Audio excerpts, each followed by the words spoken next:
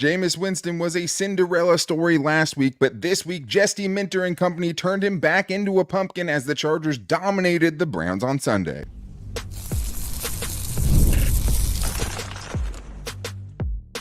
You are Locked On Chargers, your daily podcast on the Los Angeles Chargers. Part of the Locked On Podcast Network, your team every day. What is up, and welcome into the Locked On Chargers podcast. I'm your host, Daniel Wade, joined as always by my co-host, David Drogemeyer, and we've been covering the Chargers together now for 9 seasons, but this is our 7th year as the host of the Locked On Chargers podcast, bringing you your team every day. Thank you to the everydayers out there for checking in with us late night on this edition of the Locked On Chargers podcast, and to make sure that you never miss it, go subscribe or follow for free on the Locked On Chargers YouTube channel and listen wherever you get your podcast from.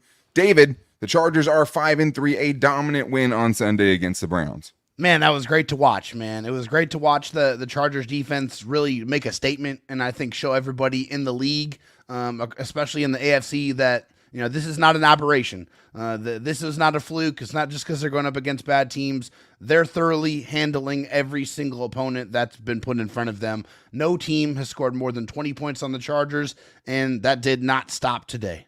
And in my heart, the Chargers only gave up 3 points on Sunday against the Browns. But this episode is brought to you by FanDuel. You can start the season with a big return on FanDuel. New customers can place a $5 bet, and you get started with $150 in bonus bets if you win your first $5 bet. Visit FanDuel.com to get started. David, there's nowhere else to start this show without starting it with the defense that, once again, simply just dominated. That was the key for success on Friday's show, right? That was the big thing. Make the bad Jameis Winston come out. We know he can go crazy and torch the Baltimore Ravens, but we also know he can have a game like the one that Jesse Minter and company forced him into on Sunday, turning him over 3 times, which probably could have been 5 times if you counted Derwin James and a Deion Henley chances at interceptions, right? But they absolutely smothered them. They suffocated them. They did get a garbage, touchdown and with a minute left in the game, but that doesn't take away, what the Chargers were able to do. I mean, there was just no place where the Browns found any kind of success, and anytime they started to get something going, the Chargers are right there to shut them down. Man, I would hate to be a Browns fan watching that game. I mean, watching what the Chargers defense did to them, I mean, they completely took everything away from them. I mean, the Chargers only gave up, I think, 3 pass plays over 15 yards the entire game. Like, they were absolutely dominant. And when it came to stopping the run, they stopped the run too. They were very physical at the point of attack. They did not allow the Browns to get anything going. Jameis Winston was patting the ball a lot. He was trying to hit receivers. There just was nobody open. The Chargers married the pass rush and the coverage beautifully in this contest. The Chargers defense put together almost a complete performance. Yeah, I'd say it was a pretty complete performance. I mean, especially with what they have out there, right? Probably down their top 3 corners at some point in this game. Asante Samuel Jr. on IR. Christian Fulton misses this game. Jasir Taylor has to leave this game, right? And then every week, it feels like we're talking about these young defensive backs, and we'll talk about Tarheeb Still because he just had his breakout performance, right? One week, it's like, oh my God, I can't believe how good Cam Hart is. And then another week, it's, oh my God, I can't believe how good Tarheeb Still is. But he's the guy that we've been crushing on since the draft, David. We absolutely loved that signing. And it's so cool to see it actually play out because they haven't skipped a beat. They've honestly kind of been better at certain points with the guys that they have out there right now. But this game, they only allowed 3.8 yards per play. The Browns were 6 of 17 on third down. A lot of that came very late when the game was over. Yeah. A season-high 6 sacks on Jameis Winston. The offense came out in the second half, David, for the Chargers, and once again, they hit a drought. They went 3 straight 3-and-outs and gave the Cleveland Browns offense every chance to get back into this game. The defense didn't give an inch, right? Red zone interception. Alohi Gilman gets on the action with an interception. They 6 sacks in this game. I mean, Jameis Winston, 26 of 46, 235 yards and a touchdown. 3 interceptions, a passer rating of 50.5. They didn't play down to their opponents. They made it seem like, okay, last week was absolutely an aberration by Jameis Winston. I mean, they maybe made the Browns sellers in this game because they dominated them so thoroughly. And that's something we talked about as well going into this game against the Browns was, can the Chargers make the Browns sellers? Can they beat them so badly and take them out of this race to the point to where there's no hope for the rest of their season? And I think, honestly, after this contest, especially after what Jameis Winston did in his first game as a starter for the Browns compared to this one, man, it's completely night and day. Like, he was on top of the world in that game, beating the Ravens. and then goes up against a complete buzzsaw and the Chargers defense. The Browns had 57 yards of total offense at halftime in this game, Daniel. Like, they were utterly dominant. Like, it was absolutely insane to watch. And man, it feels so good to see this week after week after week. The Chargers defense, and you look at some of the receiving yards that were given up, but a lot of that was in garbage time. I think you can't look, like, especially when it comes to this Chargers defense and this team, you can't look at just the stats allowed. You really have to watch the games and see how the game flow has really, turned out for them, because a lot of those were empty yards that turned into nothing. You got a bunch of yards, but once you got into the areas where it counted, you did absolutely nothing with it. And then you actually just gave the ball back to the Chargers. And so the Chargers, they really dominated every aspect of this game on the defensive side. Anything that you needed them to do, they did it at such a high level. And more and more the weeks go by, the more legitimate this defense looks. Yeah, it's already encroached into, God, I hope that Jesse Minter's around in 2025. Seriously. And it's upsetting that we're there through 8 games. And like we said, they beat up on bad offenses. That offense they played against this week showed you last week that if you're not in your game, they can put up 400 yards of offense. That was a team also. We were worried about the running game, which we'll talk about. But it just, Jesse Minter, his defense, they were the league leading defense going into this game, and then they should have given up 3 points in this one. Their starters, most of them were already out of the game by the point where they scored their touchdown. But Tarheeb Still, David, that was so cool to watch. I think a really big turning point in this game was on the Browns' first drive to open the second half offensively. It's a long drive, a methodical drive. They're getting it inch by inch, but they're getting deep into Chargers territory, go for it on a 4th down, and they end up getting it. And you're like, okay, they could cut into this lead. They could get back in this game right here. But they use so much clock, right? Over 8 minutes of clock they used on this drive. And then they get inside the 5-yard line, and Tarheeb Still makes one of the best plays by any Chargers defensive back on the entire season. He's playing cover 2. He gets depth, almost baits Jameis Winston into the throw, goes up the ladder, gets his hand on it, and not only that, doesn't just tip it, right? Gets it back into the field of play, and there's Elijah Molden to get his team-leading 3rd interception. That was such a big moment in this game, and it wasn't even his interception. His interception wasn't even the biggest moment. They turned them down right there, and that was such a back-breaking play for that Cleveland offense. And then just to be like, okay, just to show you I'm really for here, he goes and gets his first interception of his career with super tight coverage, just undercutting up a Jameis Winston pass later on in the game. Tarheeb Still's breakout game happened on Sunday, David, against the Browns. It sure did. His coming out party was in Cleveland. Cleveland rocks for Tarheeb Still. And terrible place for a coming out party, but we'll take it. Right? Yes, we will. But that play in the end zone was spectacular because he was watching Jameis Winston's eyes, and he reacted accordingly to, batting that pass up and that, turning into an interception. That sucked all the air out of the entire stadium. Like that, any semblance of momentum that they had was just zapped and gone. You want to make a fan base dejected. You go on an 8-minute drive and get nothing, get no points at the end of it. That's the type of drives that just completely kills all your confidence and your momentum going forward in that game. And Tarheeb Still 5 tackles, 3 solos, 3 passes defense, and notches his first ever NFL interception.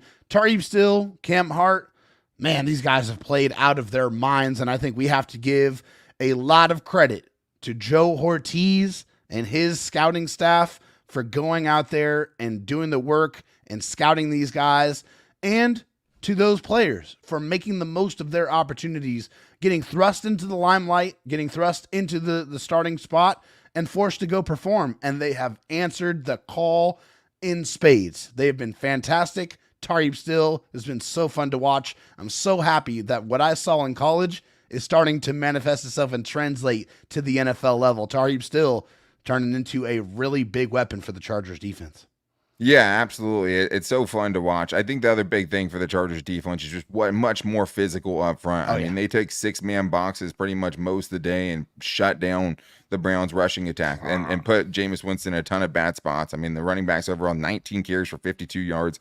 Nick Chubb averaged 2.6 yards per carry. That was a big moment because for 3 games in a row, they had gotten steamrolled. But we do need to talk about the Chargers offense because Justin Herbert is still hot and the Chargers exposed the Browns for all of their mistakes in the first half, building up a huge lead at halftime. So we're getting into all that and more in today's Locked On Chargers podcast.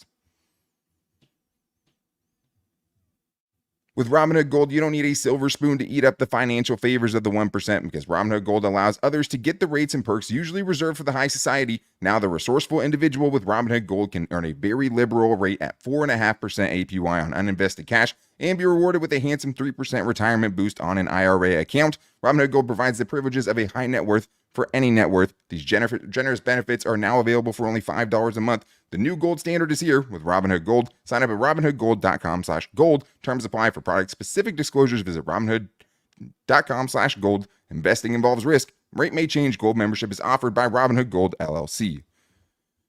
I also need to tell you guys about PrizePicks, because PrizePicks is America's #1 daily fantasy sports app with over 5 million active members. And PrizePicks is the easiest and most exciting way to play daily fantasy sports, because unlike other apps on PrizePicks, it's just you versus the numbers. All you do is pick more or less on 2 to 6 player stat projections and watch the winnings roll in. The other great thing is you guys can still get in on the action tonight, even though the Chargers game is over. You guys can go with Baker Mayfield hopefully lighting it up against Kansas City with more or less than 238.5 passing yards against the Chiefs, and combining that with Mayfield to have more or less than 1.5 touchdowns. It's that easy. You get both of those. That's how you win. And it's the best way to get action on sports in most states, including California, Texas, and Georgia. Download the PrizePicks app today and use the code LOCKEDONNFL to get $50 instantly when you play $5. That's code LOCKEDONNFL on PrizePicks to get $50 instantly when you play $5. You don't even need to win to receive the $50 bonus. It's guaranteed. PrizePicks, run your game.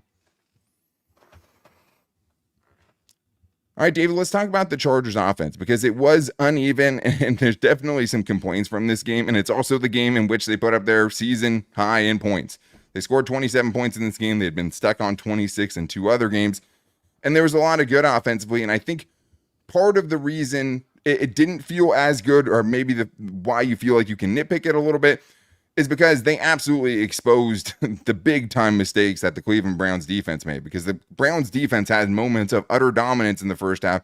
And then you look up at the scoreboard and you're down 3 scores. That's just kind of the way it felt. But Justin Herbert, I thought in this game, once again, it's just been awesome, man. I mean, this is 3 weeks in a row, maybe 4 weeks in a row, where we've seen a different level from him. And this one, he goes 18 of 27, 282 yards, averaged over 10.4 yards per attempt, which is crazy, with a passer rating of 125.8. Obviously, some of that is a 66-yard touchdown to Quentin Johnston, which was awesome. 3rd and 21, Joshua Palmer finds himself by himself in the end zone, right? But still, Justin Herbert, he found the mistakes and he exposed them, and he had another good game. He absolutely did. Justin Herbert was slinging it all around the yard, and in the face of some pretty bad pass protection, especially in the first half, particularly. But besides that, Justin Herbert was great. I mean, he was very accurate. He was throwing the ball down the field, making big plays. 2 touchdowns on busted coverages. But Justin Herbert has been extremely careful with the ball while pushing the ball down the field.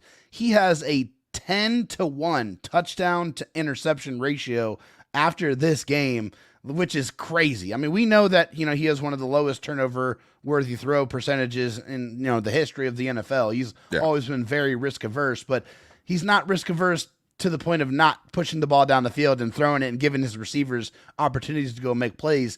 And that's exactly what he has done. Justin Herbert making plays all over the football field. And man, it's great to see he is playing at a elite level over the last couple of weeks. Yeah, man. And I think it's a great point about the interceptions. The fact that he's 8 games into this season and he has 1 interception is just, even by his standards, incredible. And it's not even just the fact that he has 1 interception, but like maybe you could find 2 other balls that should have been picked this year. Sure. Every quarterback gets the luck of people dropping picks, but it's not even like he's ever really even putting the ball in harm's way. It's crazy to also get that with the explosives that they've been getting the last 3 weeks. To get the deep playability, the bomb ability, like Justin Herbert's just dropping dimes down the field, but also have him not turning the ball over at all. To also have it not be any single one of those throws he's putting downfield, where you're actually afraid that the defender's going to have a chance to get it, or even it gets close to getting it, right? It's been insane. He's been awesome. And to go towards that point for next gen stats, Herbert was 7 of 12 for 196 yards and 2 touchdowns when throwing 10 plus yards down the field. He has 3 straight games with over 100 yards on downfield throws. He had 145 yards totals from weeks 1 through 4. So it's been a Such deeper huge passing game. contrast. It's huge. And like my biggest thing with him too is just like he was getting battered. Myles Garrett abused not only Rashawn Slater, but also Joe Alt for a play too. And he was getting like, he could have went into a shell. He could have gotten kind of gun shy a little bit. He didn't. He stood in the pocket and he made those big time throws when they ended up bringing those pressures and leaving these guys uncovered. It was a great game by Justin Herbert in those stretches. The weird thing is he got sacked 6 times in the first half and had, 200 plus yards and had a perfect passer rating. In the second half, he got sacked 0 times, but only had like 30 yards passing. So it was a weird game. And I think that's kind of where some of the frustration comes, is just the Chargers coming out of halftime. You have a big lead, of course, it's in hand, but you want to see them put it away. You want to see them continue to get aggressive. And then they come out, David, with 3 consecutive 3-and-outs and a missed field goal to start the second half. And that part was really, really frustrating with so many chances and also not kind of repaying the defense who had 3 second half turnovers. Yeah, and not to mention the 3 turnovers, but 0 points off of those 3 turnovers, and they were all pretty much 3-and-out, 3-and-out, 3-and-out. I mean, they 3-and-out, missed field goal. Yeah, I mean, and had negative yards basically. They did absolutely really nothing. And then cumulatively in the second half, it really wasn't much of anything altogether either. 79 yards of total offense in the second half and 7 points for the Chargers. I mean, that's just not enough. I mean, this is one of the ongoing issues that's maybe gotten a little bit better over the last couple of weeks, but still not anywhere close to where it needs to be. I mean, the Chargers didn't really put this game completely away until that last J.K. Dobbins touchdown. Like, that was probably the stick a fork in them, they're done, that's it, game over. But that was way later than it probably should have been. The Chargers had several other opportunities to put this game away, and they really didn't do much of those opportunities at all in the second half. So still some issues there, but altogether, 4 touchdowns. I'll take that from a Chargers offense that's been kind of anemic a little bit this year. Yeah, and it was, to me, just kind of another weird game too, where like it could have looked a lot different. You have a 15+ yard play that's going to Ladd McConkey that Will Dissly thinks is going in his direction and gets a hand on it and tips it and stops that from being a 15+ yard gain. You also have the third down right coming out of the half, and Justin Herbert, while knowing he's going to get absolutely crushed, put a ridiculous throw on Quentin Johnston, kind of a back shoulder throw that didn't even have time to develop into a back shoulder throw. Still put it the only place he possibly could with Denzel. I think, the safety just absolutely about to barrel into him if he had led him the other direction. Like, it was just an insane throw. Would have been a hard catch for Quentin Johnston for sure. But still, like those 2 plays go differently, and it looks like an entirely different offense potentially in the second half. But it just continues to happen, right? So you can't just write it off as kind of fluke things. At the same time, it didn't cost them in this game, and we're not even trying to poo-poo the offense too much. This is the game they had their most points. They should have had 31 points. They had a missed field goal and a missed PAT as well, right? They should have had their first 30-point game of the season. At the same time, we know the tough teams coming up, and it's just like, hey, that's going to cost you against other teams, and you can't keep putting your defense, who we know is great, in those bad positions. But I do want to talk about Quentin Johnston, David, because he comes back from his injury, and what does he do? Has his first 100-yard performance, obviously, with the big 66-yard touchdown, where he showed you, hey, if I get behind the defense, nobody's catching up to me.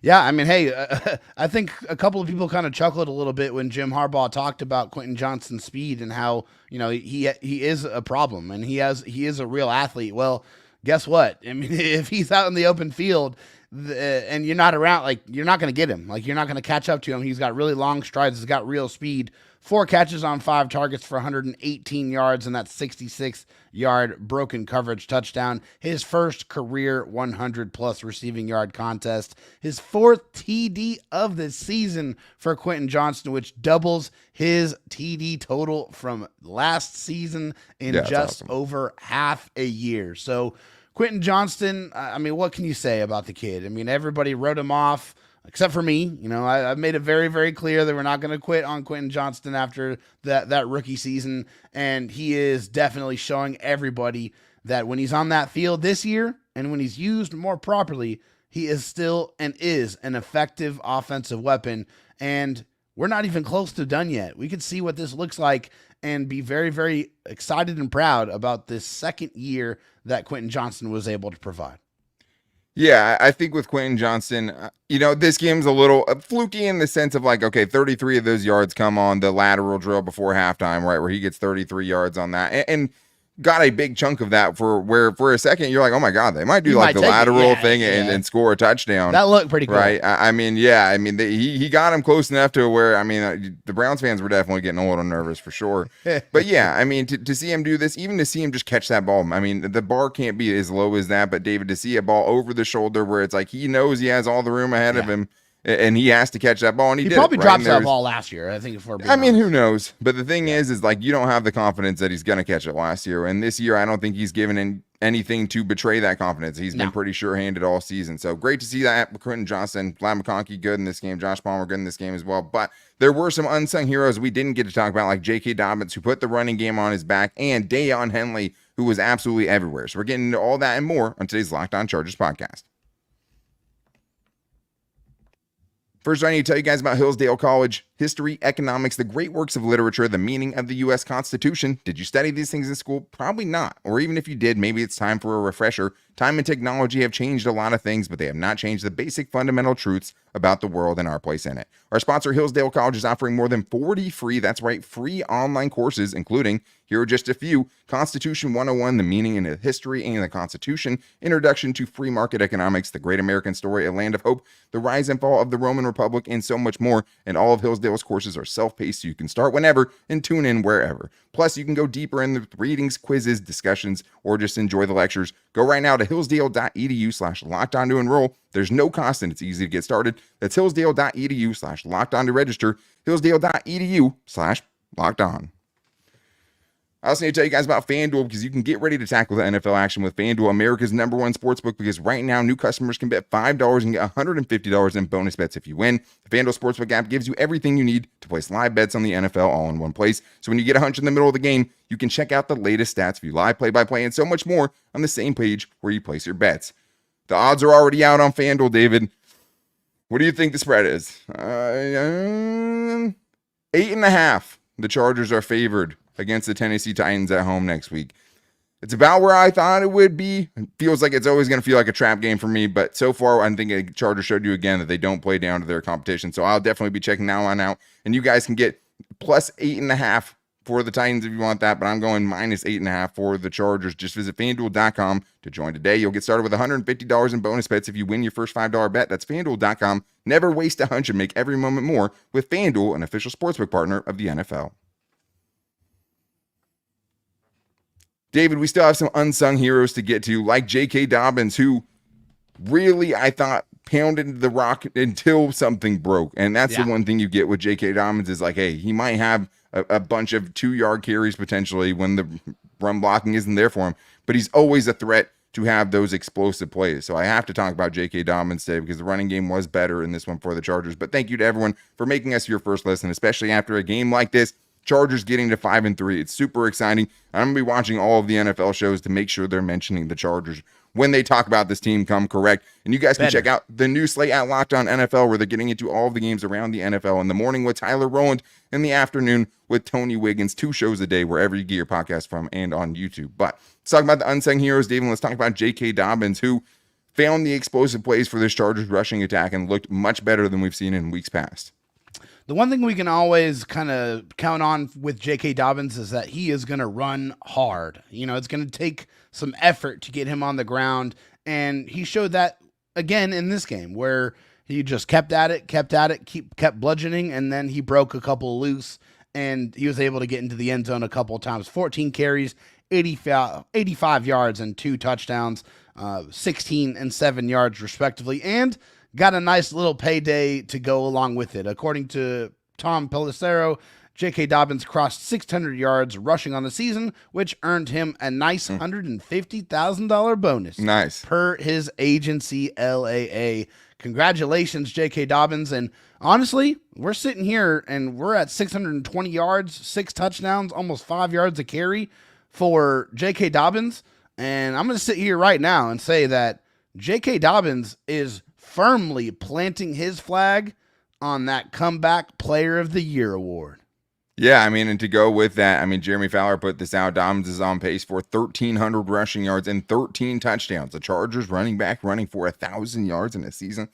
It's crazy. You know, Kimani Vidal still struggled 5 for 7, 1.4 yards, but it was J.K. Dobbins and his ridiculous 6.1 yards per carry and 2 touchdowns that led things for the Chargers. He was awesome. He scored inside the red zone, and he also put the Browns away. That last drive, it went like this. 5-yard J.K. Dobbins carry, 34-yard carry, no gain, 7-yard touchdown. And they all knew he was running the football. So awesome to see. But on the defensive side, David, there were some unsung heroes, and we have a few different guys to get to. But it has to start with Deion Henley, who was absolutely everywhere. And it does feel like, David, the more he keeps kind of stacking these games, even if there's some up and downs along the way, that we're kind of witnessing the blossoming of a star linebacker in the making. I mean, there's no question about it. Deion Henley has the skill set to do pretty much anything at the linebacker position. He's got that speed. He's got that intelligence, and he just has that knack for being around the football. Yeah. 14 tackles, 8 solos, a tackle for loss, and a very nice pass defensed by Deion Henley. He just has that all-world skill set. I mean, and that all that athleticism that you want from a linebacker that can go sideline to sideline, that you just don't have to take off the field in those coverage situations. He's just as good at that as he is stopping the run. It was really nice to see a strong game from Deion Henley. Yeah, I thought maybe the most impressive part to me was the stopping power he showed on a couple of those tackles on Nick Chubb. Yeah. Where it's like Nick Chubb's used to dragging dudes for another 3-yard carry, which makes a 2-yard carry a 5-yard carry. Yeah, right? him and Denzel Perriman, man. Denzel Perriman hits Yeah, I people, mean, just but go the down. Denzel Perriman we know about, right? Denzel Perriman's a big run-thumping, glass-eating middle linebacker. Yeah. Like, that's not Deion Henley's calling card. But in True. this game, I He saw was. him stopping Nick Chubb in his tracks and had the stopping power that stopped a couple, at least a few first downs that would have been had he not been there and pushed him backwards on contact. true. So I thought that was really impressive, but just showing that he can make plays at all levels. I mean, the amount of, coverage plays by linebackers that stick out to me over the last, 5 years, I could probably count on one hand. Yeah, so to see very a guy in little. Deion Henley who has a chance to do that every single week, I thought was awesome. But there's still more guys we want to get into, including the other pass rushers coming through. Yes, Khalil Mack did have a sack in this game. Yes, Joey Bosa was out there, but did not record a sack in this game. But it was Tuli Tuipulotu and Morgan Fox who really did most of the damage, David. Tuli with 2.5 sacks in this game. Morgan Fox chipping in too as well. I think Bosa being out there definitely helped some guys get some better matchups. But it was the unsung heroes that came through for the Chargers against the Browns. It definitely was. Tuli Tuipulotu with 6 tackles, a tackle for loss, 2.5 sacks, and 3 quarterback hits. I mean, it's good to see him have a big day like that, especially, kind of being a backup this year to Joey and Khalil. And Back-to-back really games, man. Back-to-back games where he's looked really good. Which is, hey, you're keeping all your guys fresh when you get Joey out there and you can kind of rotate these guys. And I know Joey's still trying to get his legs under him coming back from injury, but it's good to see that from Tuli, man. That's a big game. And then Morgan Fox in the middle, that interior pressure, 2 tackles for loss, 2 sacks, a pass defense, and 2 QB hits for Foxy Morgan Fox. That was awesome. Great performance by him. Anytime you can get that interior pass rush to go along with the outside guys, man, that's just like the cherry on top. Absolutely. And I think for Morgan Fox, still, one of the more underrated interior rushers, he can always have a game like this. We haven't seen it enough in 2024, but I think that's a great sign if this is the level he's playing at right now. And if he can repeat that with what Poona Ford's been able to do, with kind of what the revelation Tier Tart has been able to do this season already. I mean, those guys have all, especially today, really buckled down, stopped the run, got physical. Tuli, we always know he can do that, right? Yeah.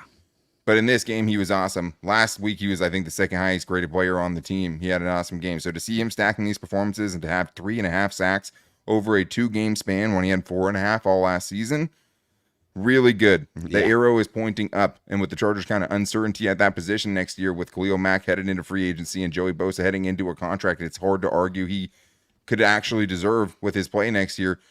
Yeah, you need to see this, right? So it was great to see that those guys combined for 4.5 sacks on the day. It was really nice to see the Chargers getting pressure more consistently. But I do want to, before we get out of here, David, send a shout out to Darius Davis, because he really was the spark the Chargers needed in this game to get the first points on the board. It was great to see him out there, because when he's out there, Ladd McConkey can be a good returner. When Darius Davis is out there and he's right, he can take it to the house at any time, and he almost did that again on Sunday. He sure did, man. Like, it's just amazing to watch him just so subtly set up his blocks and almost look like he's moving in slow motion, and then hits the afterburners and just takes off. It's really awesome to watch that, and whenever you get those big plays on special teams, those are the ones that really send a jolt through your entire football team, especially on offense. And that big punt return definitely set up the Chargers' first touchdown to Joshua Palmer. There's no question about it. It did, yeah. I mean, the Chargers just needed, especially with how much pressure the Browns were getting early on, they needed to get into scoring range quickly and put some points on the board to build some confidence, and that was exactly what the doctor ordered, and it's why he was an all-pro punt returner as a rookie. Excited to see what he can do. He did seem like he got banged up. I mean, at least Ladd McConkey did come out for a punt return, but was back out there at the end of the game. So looks like everything's okay there. Chargers special teams unit also got a field goal block, which balances out at least maybe the worst day we've ever seen from Cameron Dicker. Yeah. We'll talk about that a little bit tomorrow. But a missed PAT, a missed 44-yard field goal. I think he was perfect under 50. First time ever under 50. In his career. But actually, I mean, dude, tomorrow's trade deadline day. So tomorrow we're going to be getting into all things trade deadline. We'll be here for you potentially with a live show if the Chargers find a way at 5-3. Definitely should be sellers at this moment. Buyers. They should be buyers at this moment, and there should be lots of sellers with the bad teams around the league right now. Let's see what Joe Ortiz can do. We already have seen he's not trigger shy. He will go make a move. This team, you can make some, we'll talk about it tomorrow, maybe potentially some candidates, potentially a move that gets made, but the trade deadline is coming up on Tuesday, so it's now or never for Joe Ortiz as they decide if they want to add on to this roster that looks like it absolutely can make a playoff run right now. So be back here tomorrow as we get into all of the trade deadline buzz, but to make sure you don't miss it, go subscribe or follow for free on the Locked On Chargers YouTube channel and listen wherever you get your podcast from. And we post the show to all of our social media every day. So follow us on Twitter at LockedOnLAC. You can find me on there at Dan Talk Sports and David Drogemeyer at DroTalkSD. You can also find the show every day on our Locked On Chargers Facebook page and also our Instagram at Locked On Chargers. But huge win, David. I said it last night in your spaces, right? These are the games that you go get Jim Harbaugh for, to win these games and to leave no doubt. This is, maybe 3 easy fourth quarters for me this season, which is like more than I ever get in a Chargers season. The Chargers put the Browns away, which was great to see. And now we'll see if they add to this team. But make sure you guys are back here tomorrow for all the latest trade deadline buzz. Until then, take it easy and go Bolts.